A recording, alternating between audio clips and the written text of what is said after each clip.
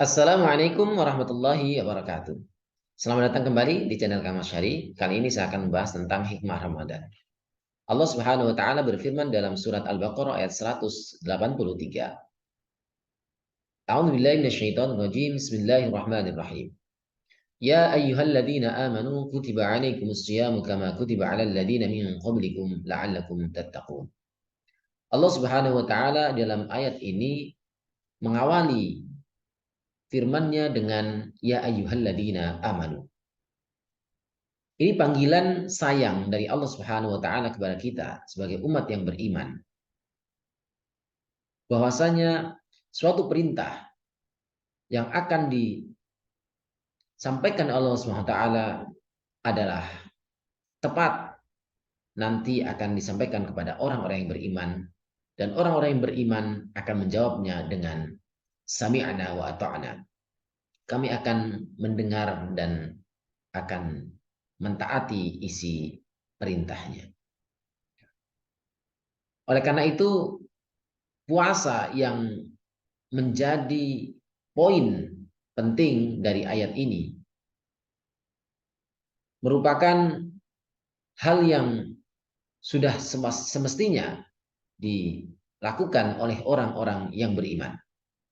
Selanjutnya Allah Subhanahu wa taala melanjutkan di dalam firman-Nya, kutiba alaikumusiyam. Kata kutiba ini merupakan bentuk fi'il mudhari' mabni majhul yang menunjukkan bahwasanya ini bercerita, Allah Subhanahu wa taala bercerita mengabarkan bahwasanya puasa kutiba alaikum ditulis dititahkan kepada kalian. Berpuasa, asyamu, berpuasa. Puasa dalam segi bahasa berarti al-imsak, menahan diri dari apapun, dari apa saja. Secara bahasa misalnya menahan diri di dalam salah satu kisah tentang Maryam, di mana Allah Subhanahu wa taala berkisah tentang Maryam dengan mengatakan dalam ucapan Maryam, Inni nadartu lirrahmani sauma. Sungguh kata Maryam, aku kata Maryam bernadar kepada Allah Subhanahu wa taala yang Maha Pemurah. Sauma, satu saum. Saum di sini diartikan menahan diri. Dan menahan diri yang dimaksud adalah falan ukallimal yauma insiya. Dalam konteks ini yang dimaksud menahan diri adalah menahan diri dari ucapan, dari berbicara. Tidak berbicara kepada siapapun dari umat manusia. Falan ukallimal yauma insiya. Dalam segi bahasa berarti puasa adalah menahan diri dari apapun. Dalam konteks syariat, Allah Subhanahu wa taala mewajibkan manusia untuk berpuasa khususnya bagi orang yang beragama Islam. Yang dimaksud dengan puasa di sini adalah al-imsak anil muftirat. Dalam segi bahasa hukum Islam adalah menahan diri dari hal-hal yang membatalkan. Min tulu'il fajri ila ghurubi syamsi. Dimulai dengan terbitnya fajar hingga terbenamnya matahari, yaitu maghrib tiba. Para penonton yang dimuliakan Allah Subhanahu wa taala. Puasa ini bukanlah puasa yang hanya diwajibkan bagi kita semuanya, orang-orang yang beragama Islam, akan tetapi puasa ini sebetulnya sudah dilakukan oleh orang-orang terdahulu, umat-umat sebelum umat Islam. Di mana Allah Subhanahu wa taala melanjutkan, kama kutiba 'alal ladzina min qablikum, sebagaimana telah dilakukan puasa itu oleh umat-umat terdahulu. Tujuan daripada puasa yaitu di dalam akhir ayat ini Allah Subhanahu wa taala menegaskan la'allakum tattaqun, agar kalian bertakwa. Takwa ini modal penting bagi kita sebagai umat manusia dan khususnya umat Islam. ketika kita berpuasa, Allah Subhanahu wa taala menitipkan amanat.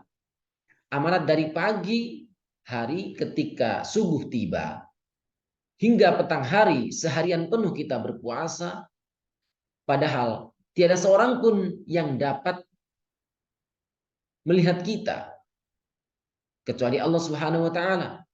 Karena ibadah puasa ini melatih kejujuran kita.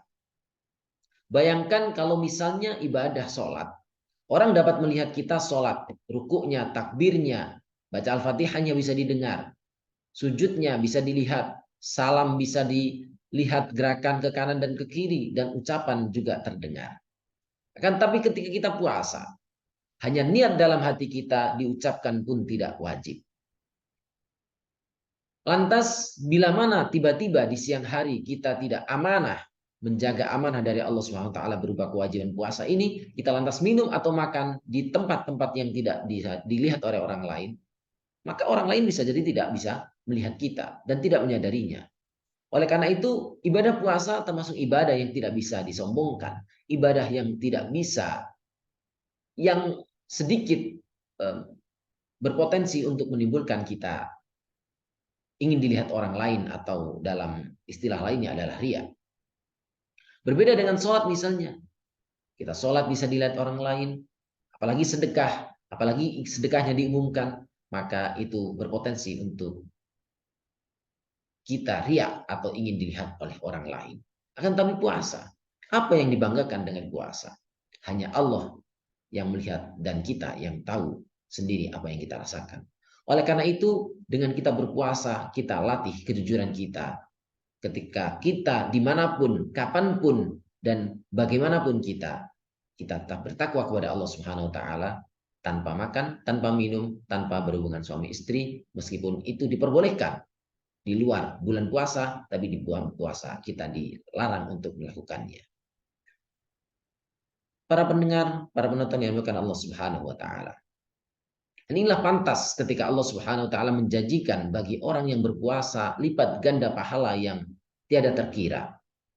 Di mana kata Allah Subhanahu wa taala di dalam hadis qutsinya, Allah Subhanahu wa taala berfirman yang artinya kurang lebih kullu amali ibni Adam lahu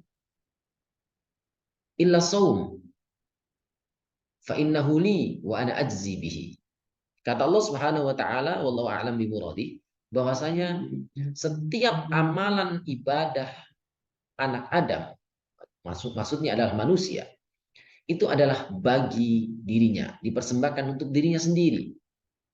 Dan dia akan mendapatkan pahala atas ibadah yang dilakukannya. Illa shaum. Sementara puasa tidak begitu.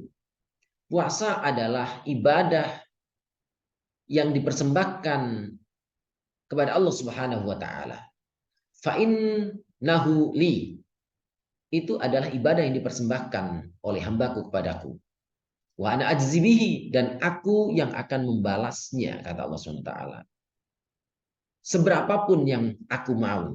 Artinya, bila mana seorang beribadah, sholat misalnya, dia melaksanakan secara berjamaah, maka akan ditambahkan 27 derajat. Begitu pula sedekah, lipat ganda jelas dengan bilangan-bilangannya.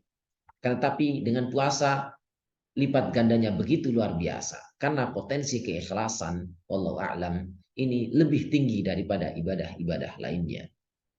Ibadah puasa adalah ibadah persembahan dari hamba kepada Tuhannya. Para jemaah sekalian yang Allah Subhanahu wa taala. Akhir ayat ini Allah Subhanahu wa taala menggunakan kata la'allakum tattaqun, agar kalian menjadi dalam proses bertakwa. Mengapa dikatakan menjadi orang yang dalam proses bertakwa? Karena Allah Subhanahu wa taala menggunakan bahasa, menggunakan lafal atau redaksi fi'il mudhari'. Fi'il mudhari' ini menunjukkan bahwasanya ketika fi'il itu dikatakan, maka artinya adalah continuous, berkelanjutan.